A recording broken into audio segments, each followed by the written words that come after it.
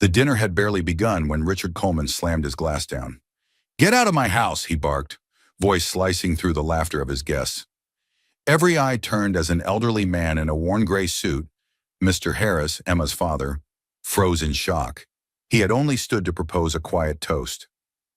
"Richard," he said softly, "I wanted to thank you for giving me a place in your company. It means—" Richard cut him off with a smirk. "Place? Old man, you're a burden. You've been living off my generosity long enough. Security, throw this foolish old man out." The hall fell silent. The sound of expensive shoes scuffing marble echoed as guards moved forward. Emma rose halfway, trembling. "Richard, please, he's my father." Richard turned sharply. "Then go with him if you care so much. This empire doesn't need sentiment." Phones were already recording. Guests whispered. The old man stumbled as the guards shoved him through the golden doors into the pouring rain. His torn bag hit a puddle with a heavy splash. Outside, thunder rolled, but it couldn't drown out his daughter's gasp. The cameras captured everything: the cruelty, the silence, the humiliation. And in that same silence, something deeper began to stir. A truth Richard never imagined. Because the man he just threw out like a stranger wasn't the poor, broken father-in-law he believed. He was a man hiding an empire, a secret multi-billionaire who had built legacies under other names, and who had just watched his own son-in-law destroy himself in front of the world. What happens when a man who thinks he owns everything throws out the one person who actually owns it all? This is the story of how a wicked husband threw his wife's father out, unaware he was a secret multi-billionaire. Hello, family. Welcome back. Before we begin, please click subscribe. Every single click helps us tell stories of courage and truth. And in the comments, tell us where you're watching from. Because when we share these stories together, we remind each other that even in pain, we can rise. The chandelier shimmered over a 12-seat table in the Coleman mansion, where laughter, silverware, and shallow praise filled the air. Cameras from society reporters flashed as Richard Coleman raised his glass. "To power," he declared, voice booming. "To the empire we built from nothing." At his right sat Emma Coleman, his wife, elegant, silent, her fingers tracing the stem of her glass. Beside her, her aging father, Mr. Harris, adjusted his tie, the same one he'd worn when he still designed half the city's skyline. His eyes, gentle but proud, searched his daughter's face for reassurance. At the other end, Clara Reed, Richard's PR director and rumored mistress, leaned toward investor Gordon Tate, whispering loud enough for everyone to hear. "If I were him, I'd retire the old man before he ruins the brand image." Laughter rippled through the guests. Patrick Owens, a board member, Karen Lewis, the neighbor who lived to gossip, and Henry Cole, the media consultant live-streaming the dinner for publicity. Mr. Harris stood slowly, frail hands gripping his wineglass. "I just wanted to thank my son-in-law for allowing me to contribute to the new tower design. It reminds me of—" Richard slammed his palm against the table. "Contribute?" he scoffed. "You mean waste my resources with your sentimental drawings?" Silence. Fork stopped. Emma's eyes widened. "Richard, he only meant—" "Sit down," Richard hissed. His stare was sharp enough to cut marble. He rose, the room falling still except for the distant hum of cameras. "This old man has been living off my generosity for years. I paid his bills. I gave him shelter. And this is how he thanks me? By pretending to matter?" Clara folded her arms, smirking. "He's outdated, Richard. Let's not embarrass the company with nostalgia." Gordon Tate chuckled. "Innovation needs new blood." Richard pointed toward the guards standing by the doorway. Ryan Carter and Jared Stone, his security detail. "Throw this foolish old man out of my house." Gasps broke out. Karen Lewis covered her mouth but didn't intervene. Mr. Harris's voice trembled. "Son, I designed the structure that gave you this fortune. I only wish to toast your success." Richard's face twisted with rage. "Toast this!" He kicked Harris hard in the leg, sending the elderly man stumbling backward. Then, with venom in his tone, he spat directly onto Harris's shoe. "You're nothing but a relic of the past." The crowd froze. Cameras flashed. Emma shot up, tears welling. "Stop it! He's my father. Richard turned on her. Then go with him. This empire doesn't need weak people. The guards grabbed Harris by the arms. The old man's torn bag slipped, scattering faded blueprints across the polished floor. The sketches fluttered like fallen memories. A tower, a bridge, a signature marked Harris Designs, 1998. No one moved. Even Cynthia Blair, one of Emma's so-called friends, whispered, "It's just business," while adjusting her pearls. The guards dragged Harris toward the door. Rain flashed outside the tall windows. Before stepping out, the old man steadied himself, eyes locked on his son-in-law. "Power without decency destroys itself, Richard." Richard barked a cold laugh. "Get him out of here before he infects the air." The doors burst open. The sound of the storm filled the hall. They threw Harris out, his body hitting the wet pavement. Thunder cracked. Rain swallowed his cry. Phones filmed the scene. Mark Dyer, a journalist guest, whispered to his camera, "The great Richard Coleman just kicked his father-in-law out into the storm." Emma stood motionless. Her lip quivered, but she didn't speak. Her eyes glimmered with something stronger than fear. A quiet, dangerous stillness. The silver locket around her neck caught the lightning, glowing for half a second before the screen faded to black. The wicked husband believed he'd erased an old man's dignity, unaware the man he humiliated owned more than he ever would. Outside, as lightning struck the sky, the old man opened his eyes against the rain and whispered, "Let him keep his throne for now." Upstairs, the house was silent, except for the storm whispering against the tall windows. The laughter from downstairs had turned into an awkward hum, the kind people make when they don't know how to handle shame. Emma pushed open the bedroom door. The lights flickered against her pale face. Her hands shook as she wiped away the mascara that had mixed with rain. The reflection in the mirror didn't look like a woman anymore. It looked like a shadow wearing a diamond necklace. Nora Green, her personal assistant, hovered by the doorway, holding a folded towel and a tremor in her voice. "Mrs. Coleman, you need to change. The guests are still downstairs pretending nothing happened." "Let them pretend," Emma said quietly. "That's what this house is built on. Pretending." She sat at the vanity, the thunder outside echoing through the walls like a slow heartbeat. In the mirror's edge sat a framed photograph of her father at the groundbreaking of Harris Tower, smiling in a blue helmet. She touched the glass. For the first time, her silence cracked. "He built everything with his hands, and I let a man like Richard throw him into the rain." Nora placed the towel on the table, unsure if she should speak. "He's strong, ma'am. He'll forgive you." Emma looked up sharply, eyes red. "That's what scares me. He always forgives, even when he shouldn't." The phone on her dresser buzzed. "Dad." She froze, staring at the screen, the name glowing against the dark wallpaper. Her thumb hovered, then pressed decline. She whispered to the mirror, "I can't face him yet." Another buzz, this time a message from Dr. Miles Bennett, the family doctor. "Your father collapsed outside the gate. He's stable. Someone already paid the bills in advance." Emma frowned. "Someone?" Nora stepped closer. "Who could have done that? Mr. Coleman canceled all family coverage last month." Emma's reflection stiffened. "Then who knew my father's full name? His real name?" Her mind trailed off. Harris & Co., the company Richard renamed. The silence grew heavy again. Raindrops slid down the window like streaks of guilt. Emma lifted the locket from her neck.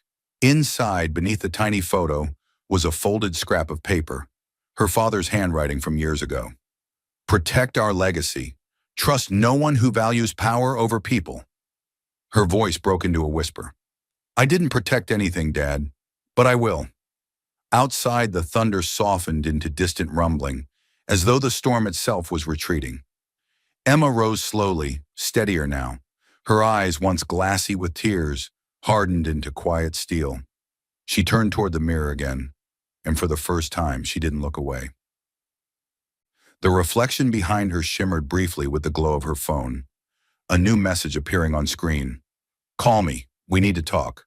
Dr. Miles Bennett." That night's sleep refused to come. The storm had passed, but thunder still rolled inside Emma's chest.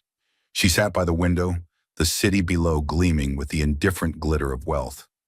Dr. Miles Bennett's text replayed in her mind. "He's stable.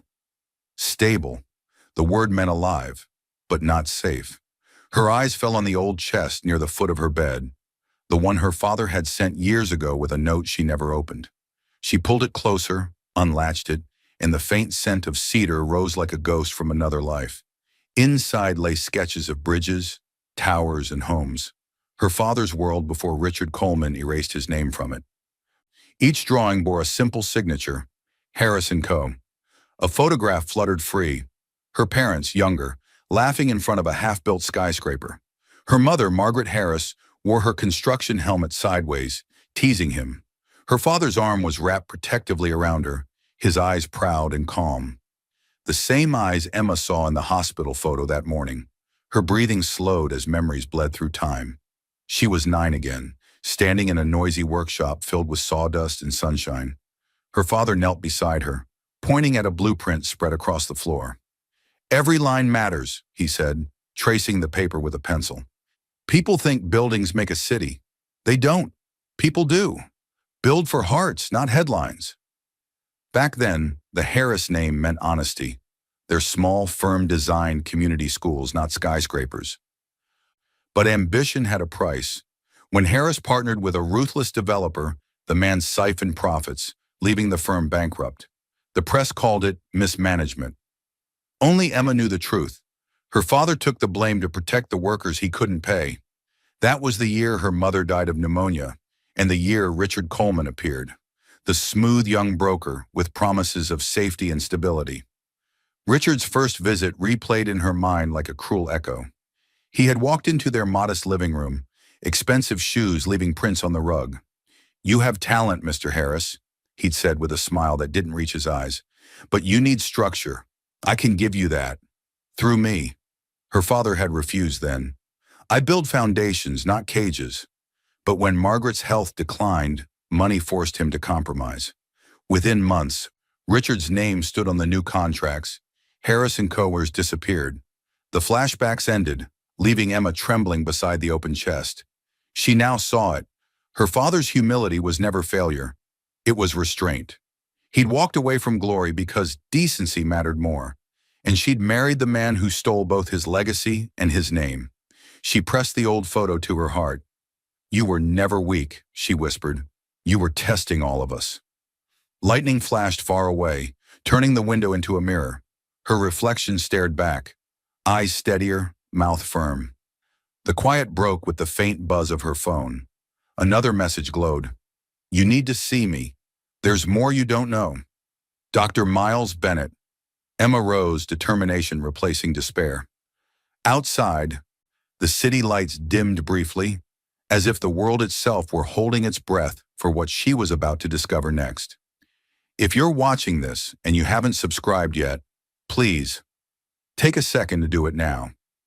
Every click, every share, every comment helps us keep telling stories that give strength to women and children who've been broken, forgotten, or silenced. When you subscribe, you're not just supporting a channel. You're standing beside survivors, saying their stories matter.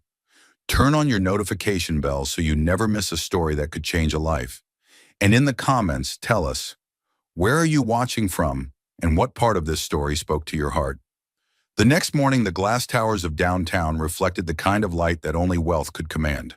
At the top floor of Coleman Group headquarters, Richard Coleman strode into the boardroom as if the floor existed to hold his ego. Assistants scattered before him. The staff had learned to read the temperature of his moods. Silence meant safety. Words meant wounds. He stopped beside the long marble table where 12 directors waited. The company logo, a silver C wrapped around a skyline, glimmered behind him. "Let's get one thing straight," he said, voice clipped, precise. "Compassion doesn't build empires. Control does." No one dared breathe. At his right sat Clara Reed, the PR director everyone called the Velvet Knife. Her perfume announced her before her words did. She leaned close enough for the cameras to catch it. "The press wants a statement about the dinner incident," she whispered. "We can spin it as protecting the company image." Richard smirked. "Tell them I protect what's mine. That's all they need to know." Across the table, Gordon Tate, chief financial officer, cleared his throat. "Sir, the merger with Arcturus Tech still needs confirmation of share origin. Their team's asking for documentation signed by... Richard cut him off. Documentation is whatever I decide it is. Gordon swallowed his protest. Around him, Patrick Owens, head of investments, exchanged a nervous glance with Victor Hale, the social media strategist who lived to post Richard's staged generosity online. They all knew the truth. The company's money moved through shadow accounts that began and ended with Richard's name. Richard walked to the window, the city stretching beneath him like property.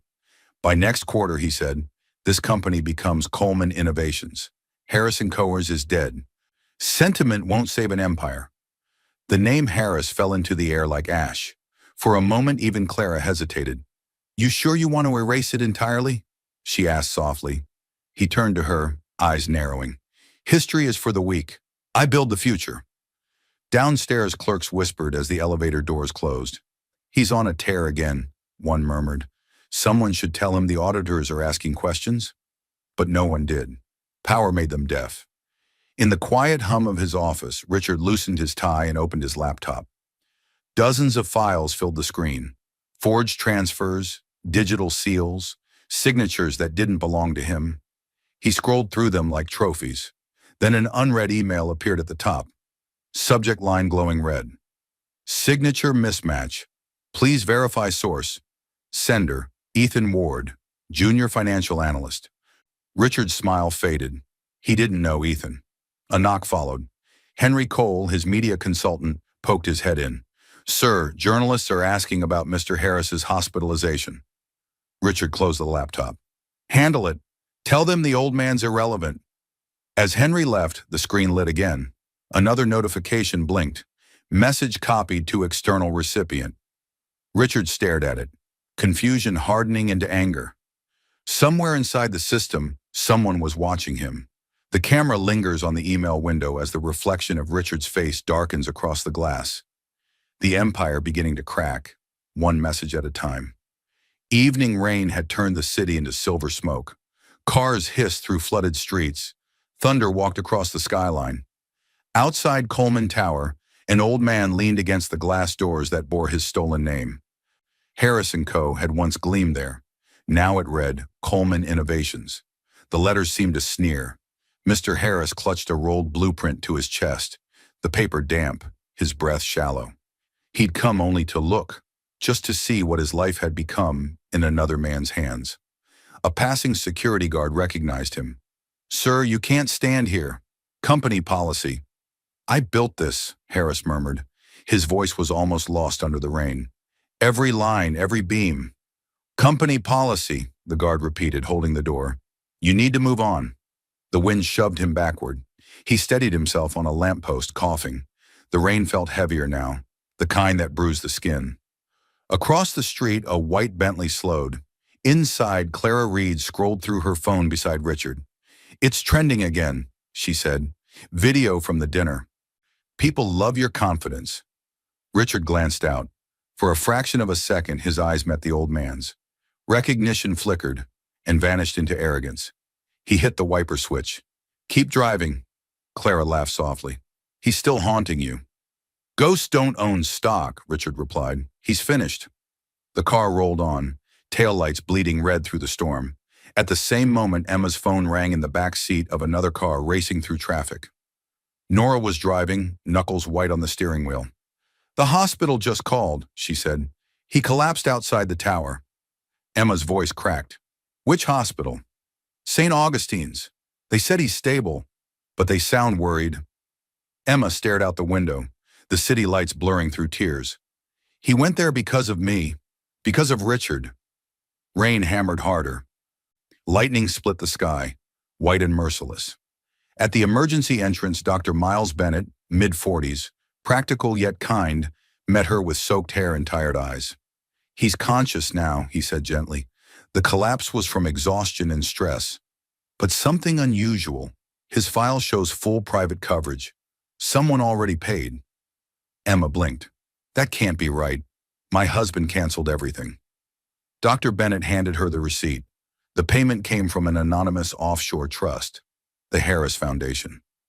Emma whispered, He paid his own bills?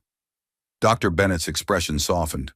Whatever he's hiding, Mrs. Coleman, it's protecting you too.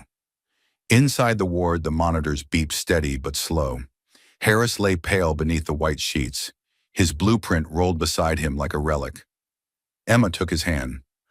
I should have stopped him, she said through tears. I should have walked out with you. Harris's eyes opened just enough to meet hers. Don't waste energy on guilt. Build something better from it. His voice was a whisper, but the line hit like thunder. Outside, lightning illuminated the tower's name again.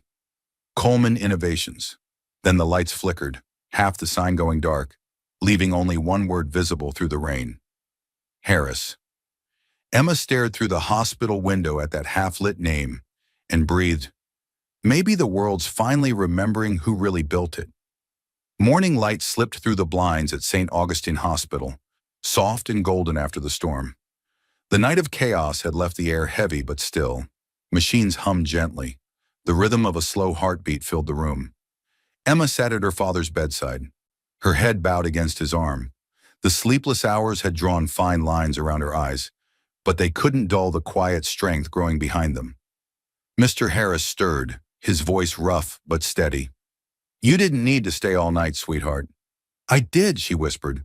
I thought I was going to lose you. You'll lose nothing that's yours, he said, managing the faintest smile. Before she could answer, the door opened. A tall woman in a charcoal suit stepped in. Poised, confident, mid-40s.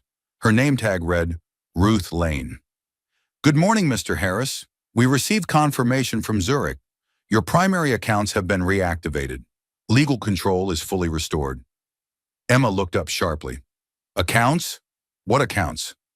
Her father's eyes closed briefly, as though deciding how much of the world to let back in. It's time you knew, he said quietly. Ruth moved closer, placing a tablet on the table beside the bed. Its screen glowed with rows of company logos. Arcturus Energy, Northwell Tech Holdings, Blue Horizon Capital, and more, all registered under one parent trust. Emma blinked. These are yours? Her father nodded. I built them under different names after the collapse. Every patent, every partnership came from the ideas Richard thought were worthless. Her breath caught. You're the anonymous investor. He met her gaze with calm pride. Anonymous, yes. Power isn't meant to be loud. I kept it hidden to see who people became when they thought I was powerless. Ruth smiled faintly. Your father owns controlling stakes in 9 corporations across 3 continents. Most people in this city work for him. They just don't know it.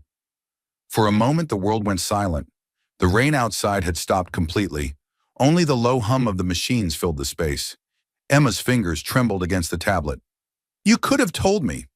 If I had, he said gently, you would have lived protected, not prepared. I needed you to see what pride does to people like Richard. You've seen it now. The door opened again. Martin Blake, a gray-haired lawyer with kind eyes, entered carrying a thin envelope sealed with gold wax. Sir, these are the finalized share transfers for Coleman Group. Once signed, the holdings revert to your name, and by extension, to your daughter.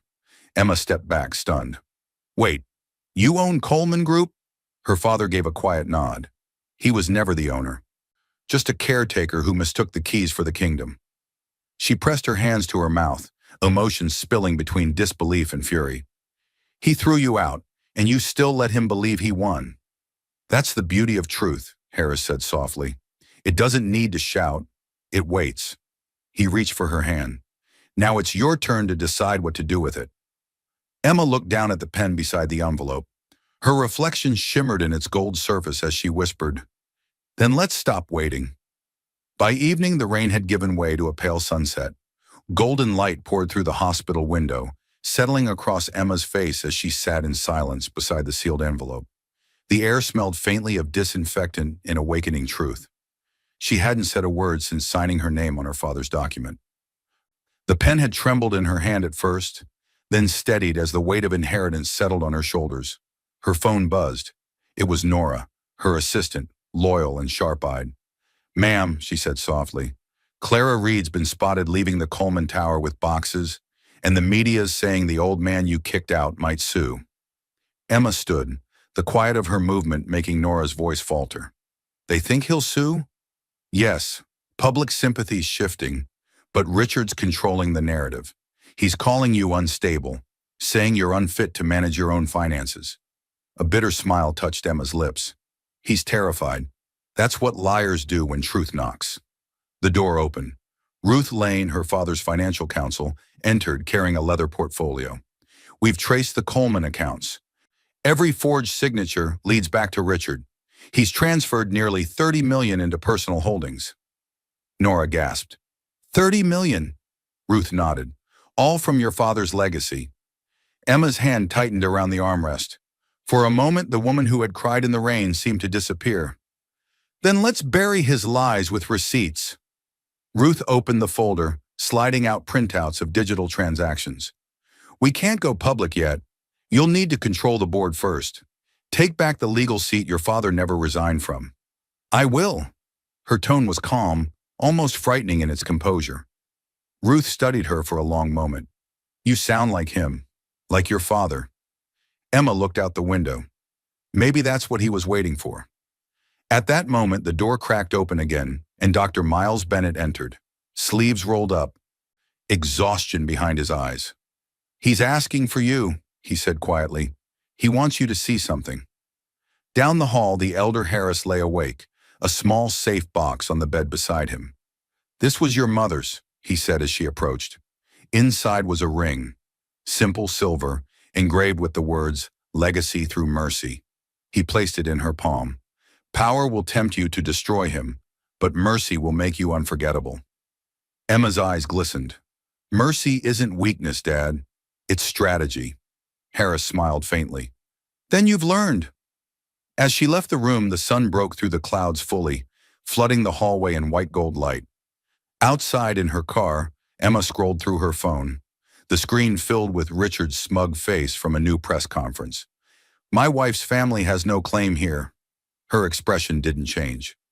She forwarded the forged contracts to an encrypted folder labeled Truth Release. Then she whispered, You have no idea who you just crossed. A progress bar on her phone began uploading. 1%, 2. The war had begun. Morning sunlight spilled through the high glass walls of Coleman Tower, the reflection of wealth shimmering like armor over corruption. The media buzzed outside the building's gates. Headlines called him the unshakable billionaire. Richard Coleman basked in it. He adjusted his tie, leaned back in the leather chair, and admired his own face on the live broadcast playing silently across the office screen.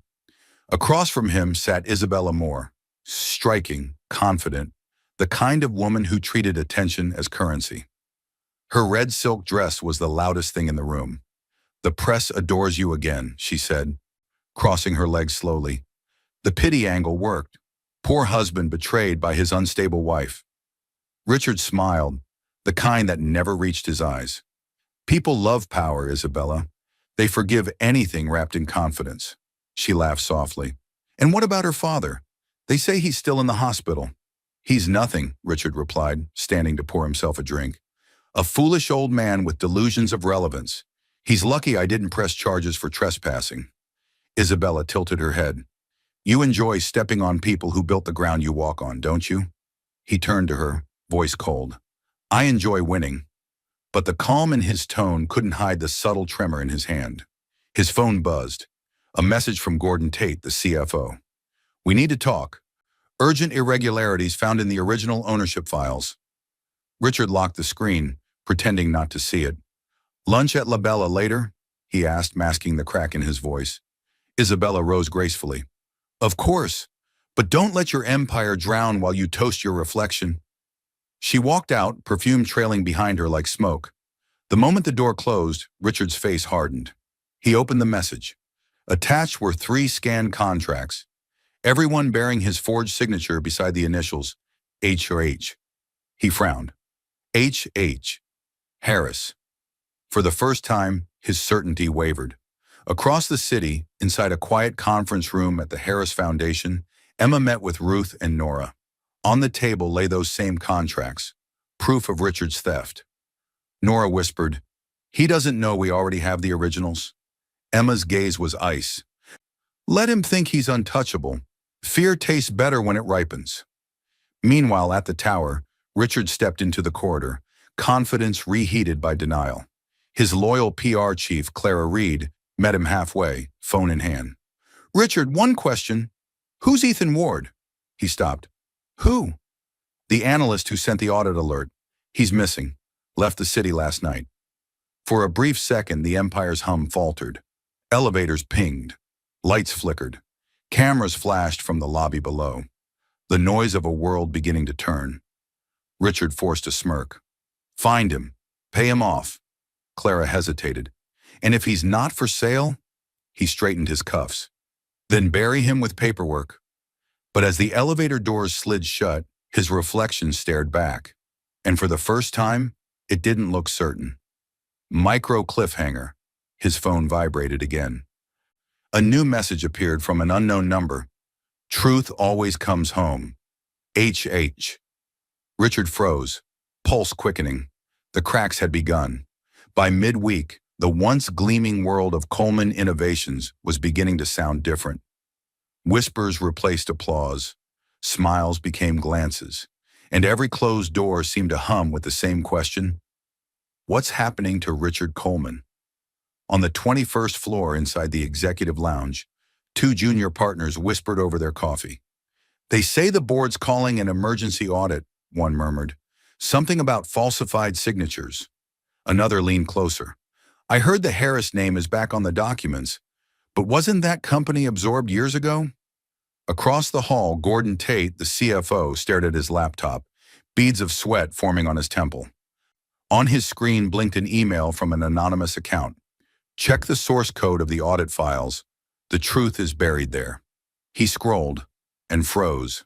Each file carried metadata signed by HH Trust Holdings. His throat tightened. The initials matched the mysterious HH haunting Richard's inbox. He looked up and saw Clara Reed pacing outside Richard's office, phone pressed to her ear. "The journalists already know," she hissed quietly. "I can't contain it much longer." Inside, Richard's voice rose, echoing through the frosted glass. "You think some gossip can shake me? This empire was built on my name." Clara lowered her tone, her professional mask cracking. "No, Richard. It was built on someone else's. You just stamped yours over it." The argument ended with silence. She walked out, trembling, mascara streaking slightly under her eyes, the first defector leaving his side. Meanwhile, across town at the Harris Foundation, Emma sat surrounded by quiet strength. Ruth Lane, Nora, and Martin Blake, the family lawyer. The mood was calm, controlled. Ruth laid out a printed headline on the table. "Sources question Coleman's ownership structure. Possible forgery under review." Emma studied it, eyes unreadable. "They're sniffing the truth." "Good," Martin nodded. "Your timing's perfect. Once the auditors confirm your father's signature rights, the company reverts under the Harris Trust." Nora leaned forward. "He'll panic when the leak hits." Emma's lips curved faintly. "Then he'll make mistakes. And every mistake will be evidence." The screen on the table flickered as an incoming email appeared. A video attachment labeled "Board Meeting Footage Leaked." Emma pressed play. The clip showed Richard shouting at his directors, his arrogance spilling across the room. "I am this company. Harris is dead." The camera angle caught the disbelief on his board members' faces, and Clara silently walking out mid-meeting. Nora's hand covered her mouth. "He's destroying himself on camera." Emma exhaled slowly, voice steady. "No, he's revealing himself."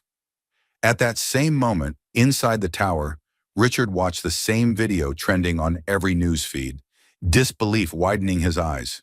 The phone on his desk wouldn't stop ringing. Headlines flashed across the screen. "Coleman exposed?" He hurled the phone against the wall. It shattered, the sound sharp as judgment. Outside his office window, storm clouds gathered again over the city, dark and heavy, as if drawn by the weight of truth. Micro cliffhanger. Richard's assistant entered timidly, voice trembling.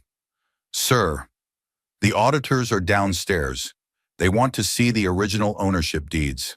He turned slowly, face pale. "Those deeds were destroyed."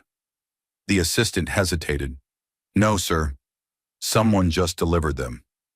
The boardroom of Coleman Innovations looked different that morning. The same table where Richard had once ruled felt colder, smaller. The air carried the thick weight of panic disguised as professionalism. Cameras were banned, but everyone was recording with their eyes.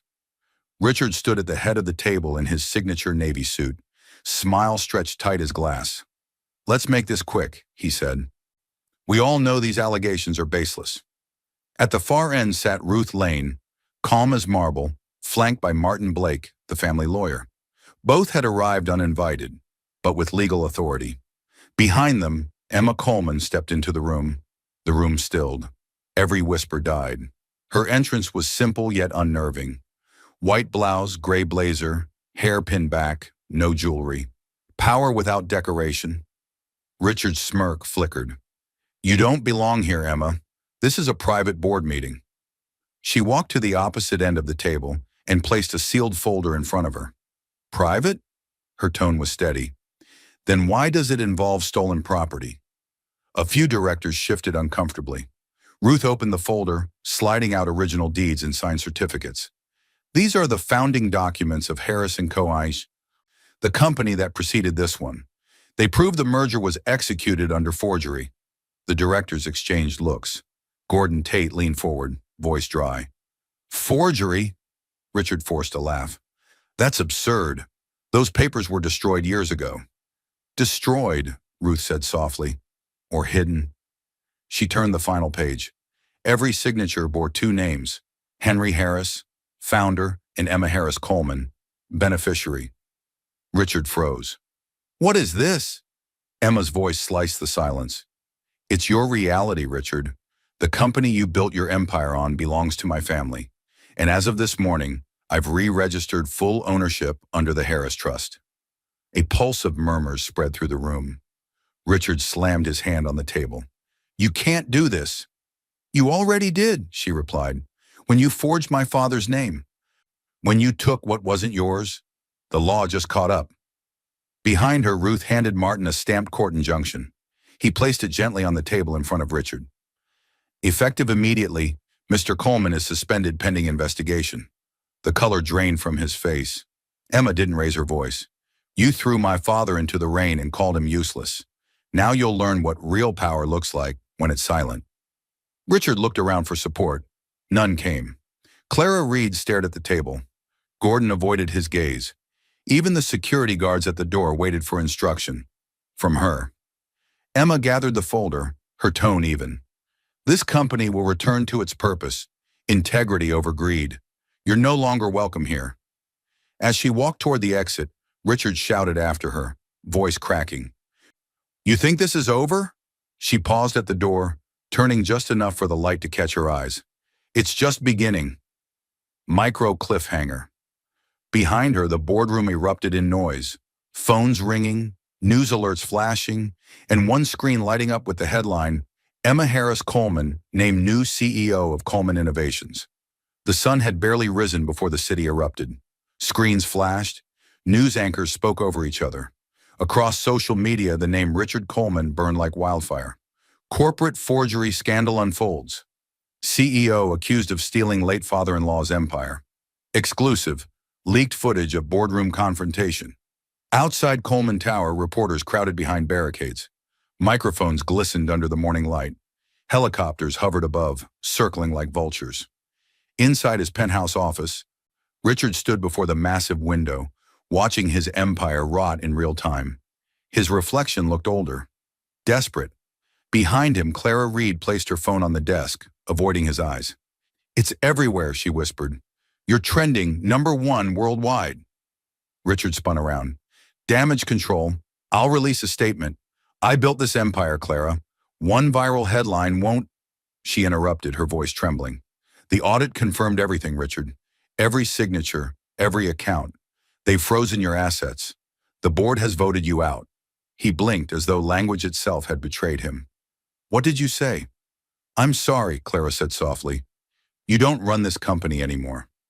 Silence, the sound of rain beginning to fall against the windows filled the room. Soft, rhythmic, final. Richard's temper snapped.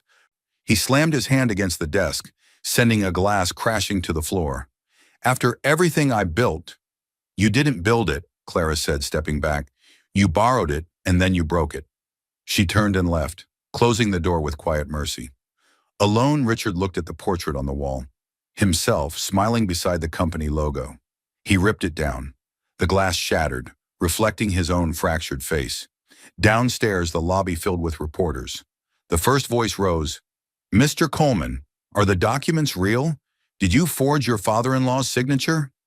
Security tried to block them, but the cameras pushed closer, flash after flash. Richard's face twitched. This is nonsense, lies. Another question cut through. Is it true your wife now controls the company? The world slowed around him. Cameras froze mid-flash. The hallway seemed to stretch like a tunnel of noise. Outside, on a different floor, Emma stepped into a separate conference room surrounded by quiet order. Ruth Lane stood beside her, flanked by Martin Blake and Nora. Every movement around them was deliberate. No chaos, only control. News screens on the wall played Richard's meltdown live. The crowd laughed as he stumbled through denials. Emma watched without emotion. Turn the volume down, she said softly.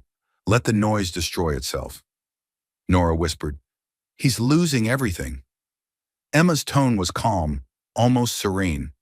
He's losing the illusion of power. That's different. Across the screen, Richard was escorted into a waiting car as reporters shouted questions that blurred into thunder. For the first time in years, Emma exhaled deeply.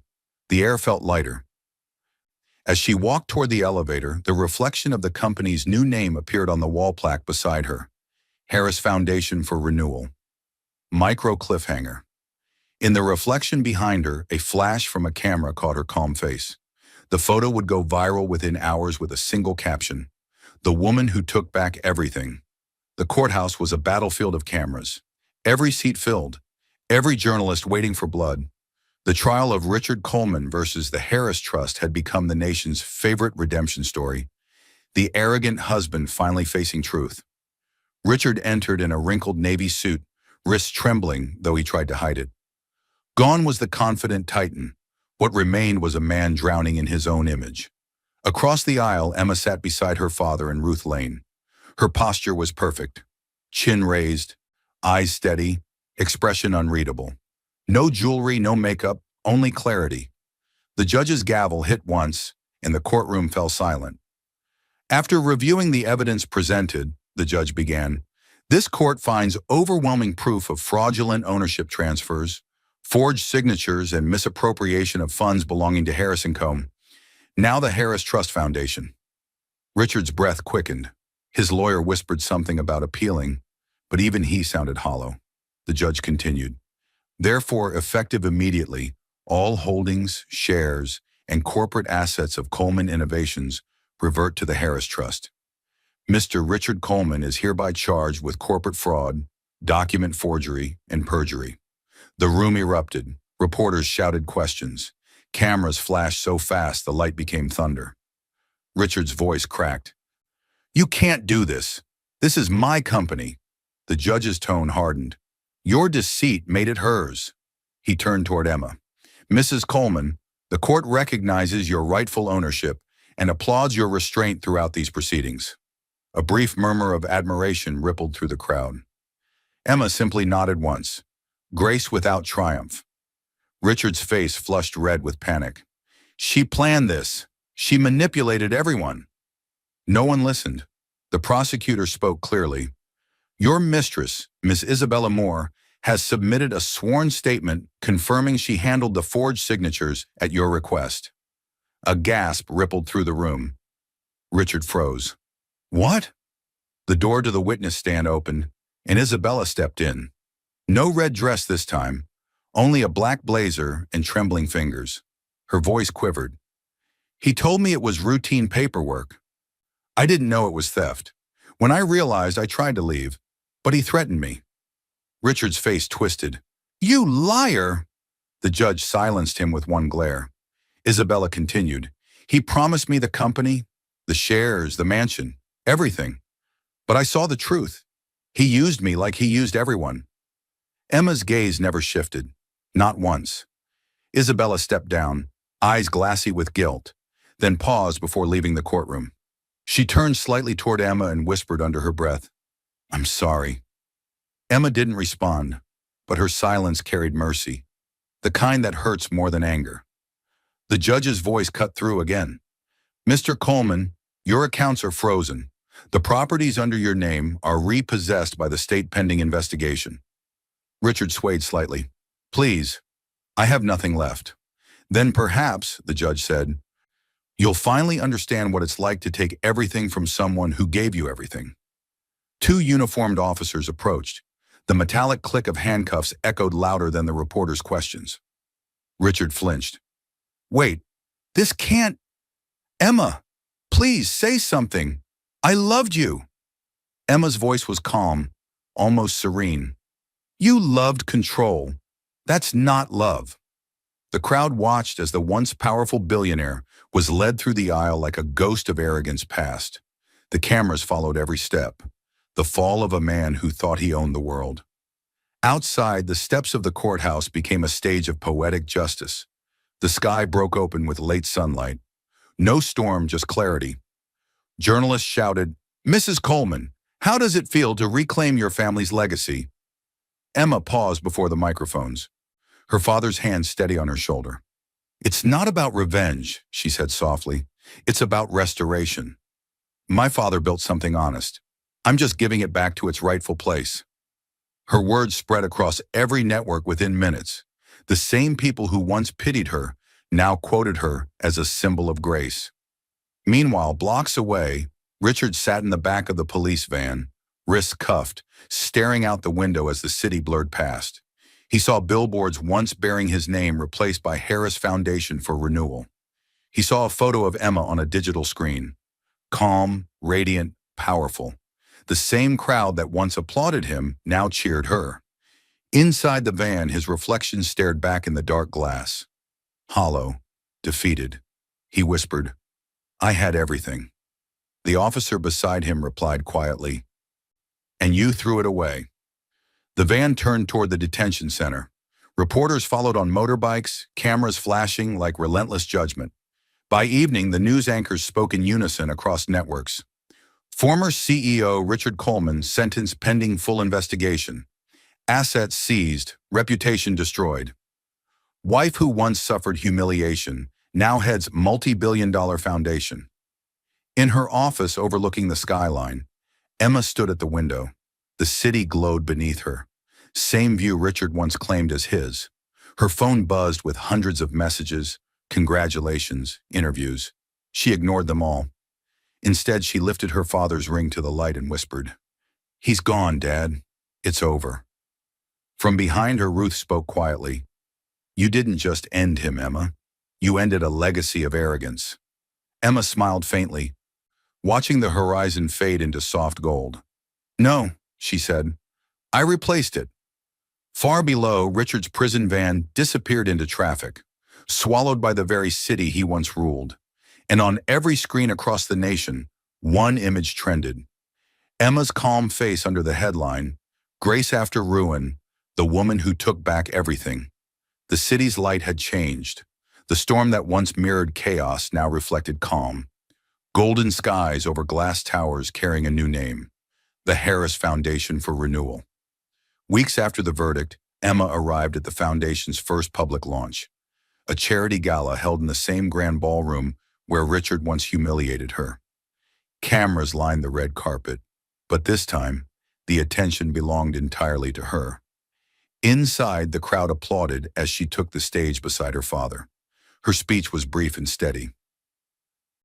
"What was once built on greed," she said, "can be rebuilt on grace." The applause swelled. Lights shimmered. Reporters leaned forward. Then through the crowd's movement, a ripple of unease spread. Someone was at the back entrance, escorted by two security officers. Gasps turned to whispers. Richard Coleman had come. His suit hung loosely on his thinner frame. His wrists bore the faint marks of recent cuffs. The arrogance that once filled his eyes had vanished, replaced by the hollow humility of a man who had lost everything but breath. Security hesitated. Emma raised a hand. Let him through. He walked slowly down the aisle of murmuring guests. Cameras flashed again, but now their tone was pity, not awe. He stopped a few feet from her, breathing hard, eyes glistening under the chandelier's white glow. Emma, his voice cracked. Please! The audience fell silent. Even the music died. He sank to his knees before her. The sound of it, knees meeting marble, echoed like the universe closing a circle. Every flashbulb caught it. The man who once spat on her father now knelt before the daughter. I have nothing, he whispered, tears streaking down his face. No company, no friends, no pride. Just the weight of what I did to you. Emma stood still. For a long time she said nothing. The silence carried more power than any judgment could. He continued, voice trembling. I see you everywhere, on screens and papers, and I realize you became everything I pretended to be. Please forgive me. Let me breathe again. The audience held its breath, waiting for her response. Emma's eyes softened, not with affection, but with comprehension, the kind that sees a broken human being, not a villain. You made me crawl once, she said quietly. Now you kneel because you finally understand what you destroyed. He bowed his head lower, shoulders shaking. I deserve every second of this. She stepped closer, just enough for her words to reach him without a microphone. I forgive you, she said, not because you deserve it, but because I deserve peace. A collective gasp filled the hall. Reporters scribbled. The flashlights burst again. Richard lifted his face, disbelief mingling with shame. Does that mean you'll take me back? Emma's tone was gentle but immovable. No, Richard. Forgiveness isn't return. It's release. He stared at her, realizing the difference between mercy and reconciliation. Tears fell freely now, the last fragments of pride dissolving. She turned to the cameras, her composure flawless. Let this moment remind us, she said clearly, that power means nothing without conscience. The crowd erupted in applause, not for revenge, but for redemption. Emma turned to security. Help him up. The guards lifted Richard slowly, their hands steady but firm. His legs trembled as he stood, head bowed. As they escorted him toward the exit, the ballroom lights caught his face one last time. Pale, tear-streaked, utterly human. He paused at the door, looking back at her. Thank you, he whispered. She didn't answer. She didn't need to. Outside, the reporters shouted questions. Mrs. Coleman, what made you forgive him? Her answer was calm, serene. Because carrying hate is heavier than healing. The soundbite would loop across every network by morning. Later that night, alone on the foundation's rooftop, Emma watched the city glow below. The same skyline Richard once claimed as his. She wore no jewels, only her mother's silver ring, gleaming softly under the moonlight. Her father joined her, cane tapping gently against the tiles. You did what many couldn't, he said. Emma smiled faintly. I didn't win by destroying him. I won by not becoming him. He nodded, eyes full of pride. Legacy begins where bitterness ends. Wind brushed her hair as she looked out toward the horizon. No longer the humiliated wife, but the woman who turned pain into purpose. Far below, on a news screen across the street, the viral photo played again. Richard on his knees, Emma standing calm above him. Captioned simply, Grace after ruin, the woman who chose mercy over revenge. A new dawn stretched over the city, soft, golden, and clean. The skyline no longer whispered Richard Coleman's name. It echoed something purer. Harris Foundation for Renewal. The once scandalous mansion had been transformed into a bright, open workspace.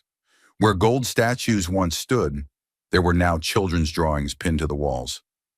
Volunteers moved through the hallways, their laughter echoing against the marble that had once known silence and arrogance. Emma walked through the main hall, her heels quiet on the polished floor. The silver ring on her hand caught the morning sun, her mother's words engraved in it. Legacy through mercy. Nora joined her, carrying a tablet. We've opened 3 new scholarship centers this month, she said, smiling. Applications are pouring in. Good, Emma replied softly. Let's keep it simple. Help the ones no one sees. Across the hall, Ruth Lane spoke with architects about a new wing to be built, the Margaret Harris Community Clinic, her father's legacy, alive in brick and purpose. Emma paused beside him, where he sat by the large window, a blanket over his lap. "They're finally calling you what you always were," she said gently, "a builder." Henry Harris smiled faintly, his eyes misty. "And you, my daughter, you became the foundation." For a moment their hands touched, the old and the new, forgiveness and rebirth. A bridge built from pain to peace. Outside, reporters gathered for the official reopening. Cameras clicked, but this time they weren't searching for scandal.